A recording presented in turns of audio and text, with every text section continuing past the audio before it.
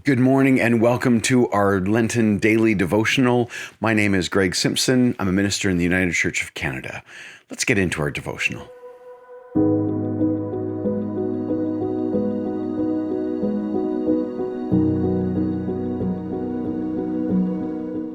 We are reading from the book of Mark today. We haven't really touched on Mark much during this Lenten season. I personally really enjoy the book of Mark. In fact, I have read the entire book in a YouTube video. I'll see if maybe I can put it up here somewhere. There's a way to put cards up there so you can link over to it, or I'll put a link in the description. The whole book is there. You can just kind of follow along as I read it to you. I really enjoy that it's fairly concise. The timeline flows well from one from the next. As you read through it, you realize that it's very there's a fast pace to it. Everything is like this happened and then this happened and then this happened, which is in the case in our story here today as well. This story is a piece of the Palm Sunday story. So this is actually right alongside the triumphal entry. But we're going to take this little slice and just look at a man named Bartimaeus. So let's jump into the Gospels. We're reading Mark 10, verses 46 through to the end of the chapter. That's 52. They came to Jericho, and as he and his disciples and a large crowd were leaving Jericho, Bartimaeus, son of Timaeus, a blind beggar, was sitting by the roadside. When he heard that it was Jesus of Nazareth, he began to shout out and say, "Jesus, Son of David, have mercy upon me." Many sternly ordered him to be quiet, but he cried out even more loudly, "Son of David, have mercy on me." Jesus stood still and said, "Call him here." And they called the blind man, saying to him, "Take heart, get up, he is calling you." So throwing off his cloak, he sprang up and came to Jesus. Then Jesus said to him, "What do you want me to do for you?" The blind man said to him, "My teacher, let me see again." Jesus said to him, "Go, your faith has made you well." Immediately he regained his sight and followed him on the way. Why is it that we sometimes seem to be surrounded by so much darkness, so much lack of understanding, when it feels like our world is very bright and very busy and very full of information? I think sometimes maybe we are the blind ones. I start there, not to say that I'm reading myself into the position of Bartimaeus in this story, but I do think that there is a blindness within Christianity, a blindness to the needs of the world. And this story kicks me right up the rear end and says, Greg, this is pretty clearly describing the world you live in, and yet how do you react to it? So what I want to do today is tell a short narrative. You're going to hear that it's similar. It follows a parallel to this. Maybe we would call it a modern parable. I don't know. Some of you might have actually experienced these sorts of things. This is about 3 weeks ago. I was driving in Chatham and I was coming up to a set of lights. It's at the corner of Kyle and Grand, in case that matters to any of you. And I was turning left from Grand onto Kyle. Those of you who know that area, it's 2 lanes turning left. There's quite a bit of traffic right there. And standing in the median just to my left was a person who had a cardboard sign that indicated that they were really low on funds. They had no food, they had no money. And they were standing there hoping that some people in the line of traffic would take time to give them money. If we were doing this during a church service, I would ask you for a show of hands, who has ever encountered a situation like that, where there's a person who is hoping that passersby will help them out in some fashion. It very often takes the shape of food or money, or sometimes a ride. I've definitely seen those 3 as options. There's a parallel to this story, isn't there? But where the parallel is slightly different is, I'll have to admit that in that situation, first off, the light was green, so I couldn't stop without holding up traffic. Not that that would have been the end of the world, but I also carry no cash on me. And I don't think that that person would have had a way for me to get them funds from my debit card. I don't think that would have been a thing. And so I continued on my way. Of course, there are always opportunities for us to help people, aren't there? And even Jesus at a different point in this gospel story says, the poor you will always have with you. There's a good reminder that there's always opportunities to help people. But we shouldn't use that as an excuse not to help. No, for me, this story is drawing me into that Jesus took the time to help. Because he could, in ways that Jesus could and I can't. If I was being called aside by a blind person saying, Greg, I want you to fix my blindness, I don't think I could. Or at least I couldn't fix the root cause of how they couldn't see. That's not within my capability. But if their blindness was a barrier preventing them from something, I absolutely could help. And I have done in the past. Actually, I'm going back now about 3 months, and I was in was it a grocery store? Or no, it was a pharmacy. And there was a lady who was really just struggling to see with her bifocals, the teeny little writing on a particular bottle of medicine. Now, I am getting to an age where I probably should be wearing glasses, and I do use cheaters every now and again, especially if the words in the Bible are really small. But I was able to help out in that situation. So she was looking for a particular ingredient, and she was looking through all of the different bottles to find a particular ingredient. So I was able to get her through very quickly to the one that she was looking for. So that's a situation. That sounds like I'm bragging. And I apologize if that's it. It's not that at all. It's a reminder to me that I don't have to fix the root source of whether she can read or not. I can just help in the moment. We don't have to be Jesus every time. We don't have to be the ones who are like, wave our hands and make people not blind anymore.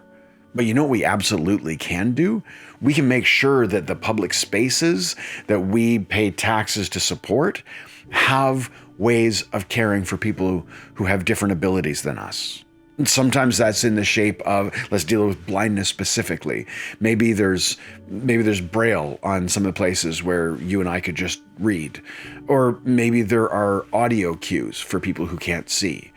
But what about other things like different abilities as far as getting around? Maybe it's a space where somebody who can walk a few steps but couldn't walk a very long distance, but then it's also not accessible to wheelchairs or other assistance devices. What do we do in those cases? We are sometimes the blind ones, aren't we? Because very often, and this is the part that hit me this morning, very often the people in need are very clear about what help they need. I'll take a different example.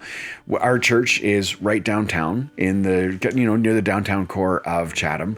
And Chatham's a small city. I think there's about 40,000 people in the population of Chatham, and maybe about 110,000 people in the larger community around us.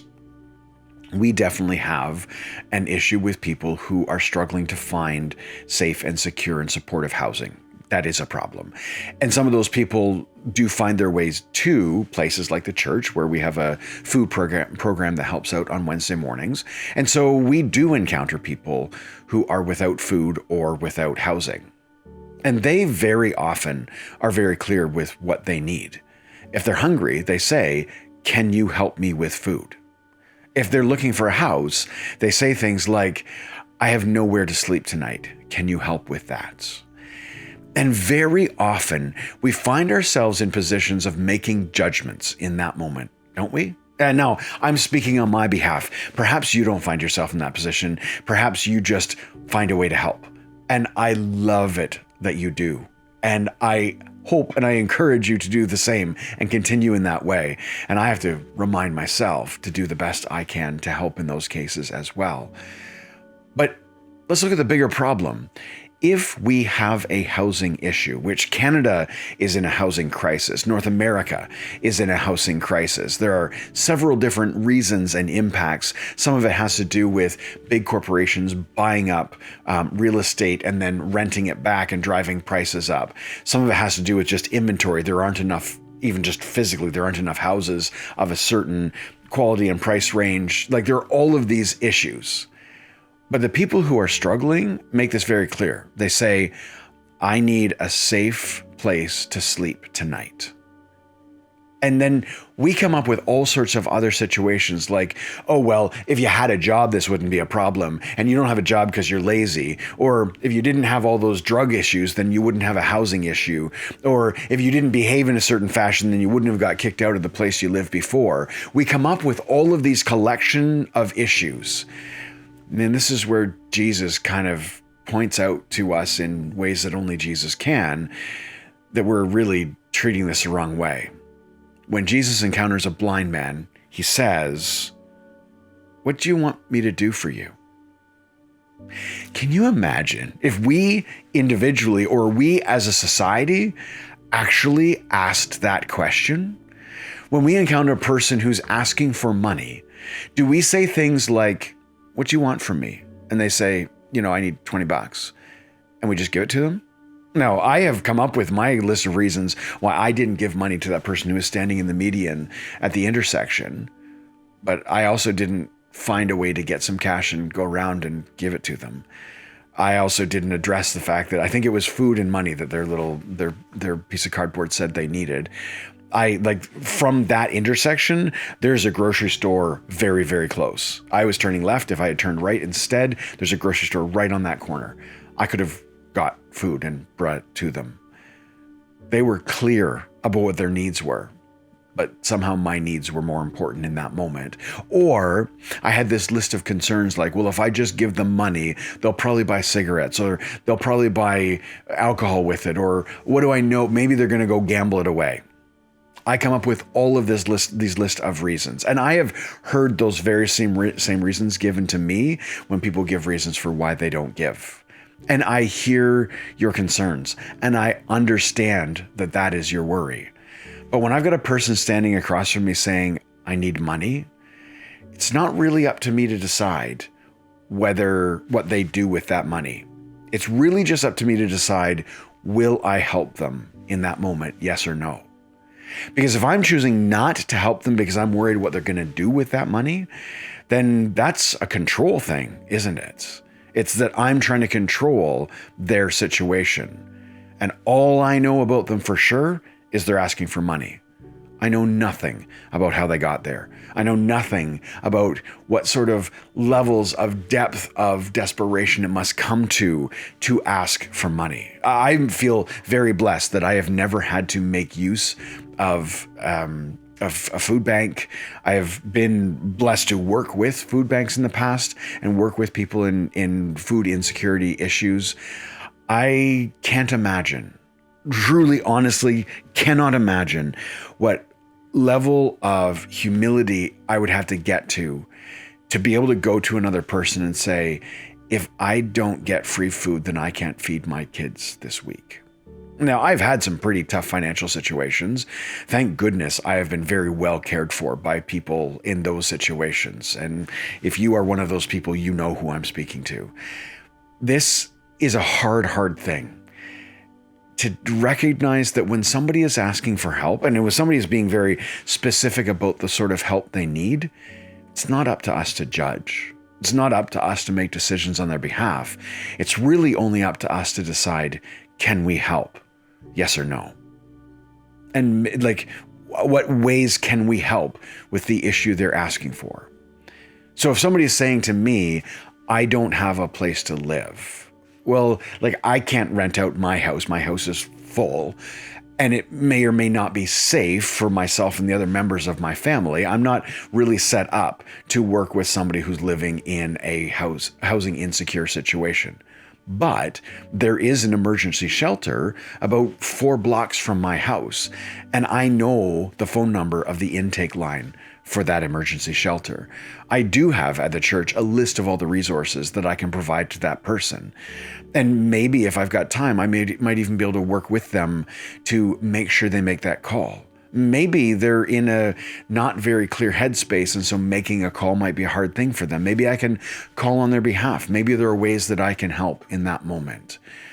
When we have somebody asking for help, can we maybe be a little more like Jesus? And I'm asking myself this, Greg, when you have somebody asking for help, can you be a little more like Jesus and simply say, what do you want me to do for you?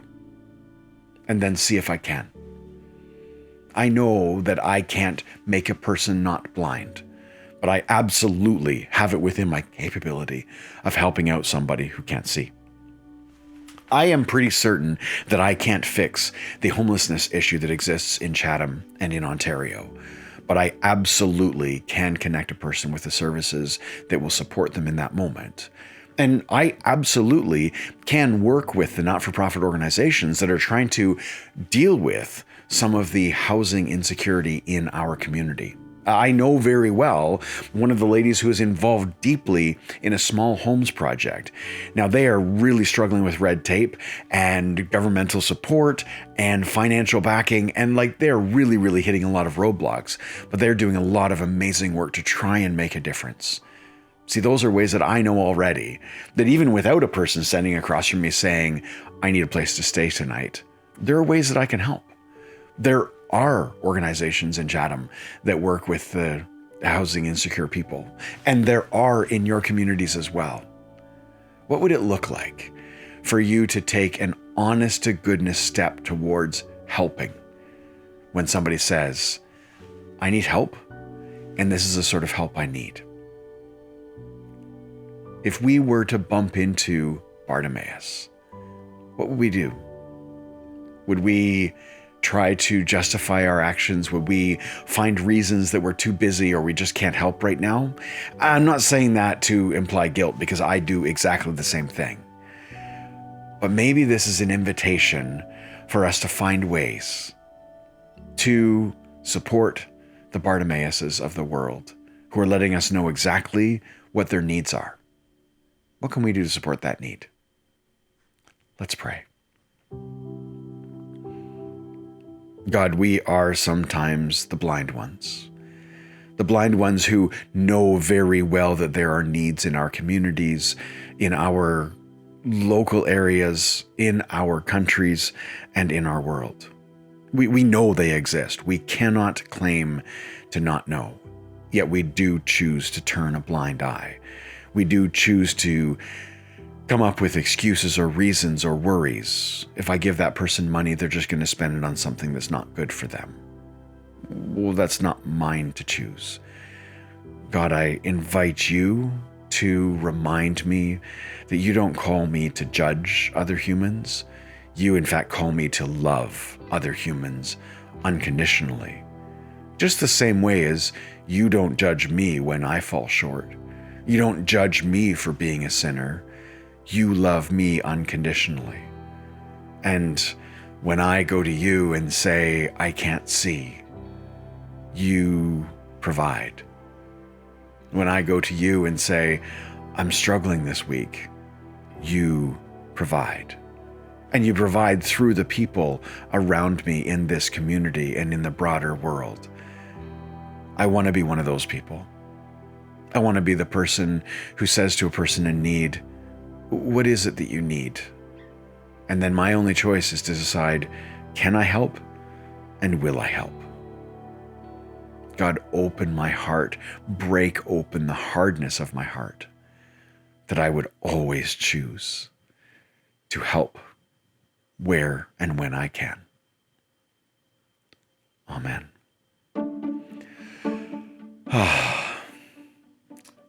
Yeah.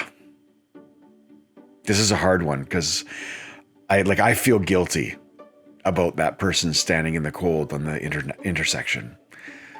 I think I'm going to go find somebody and help them tomorrow. Yep, I'm going to have to. Oh, friends, I love that we get to do this together. I kind of hate that it makes me feel badly about it, but it should make me feel badly. It should remind me that I have a lot of ways that I can help. I mean, I'm not rolling in cash, but I'm certainly doing better than a person standing on a roadside. I can help. I should help. I will help. I hope that you will too. I love you all so very much, and I invite you to find a way to help somebody who needs help. If you've missed any previous videos, click over there. You know the drill. Click up there to subscribe. Click the thumbs up button. That tells YouTube this is the sort of video that they should share around a little bit broader. I love you all so very much. I will see you in the next video tomorrow. Bye for now.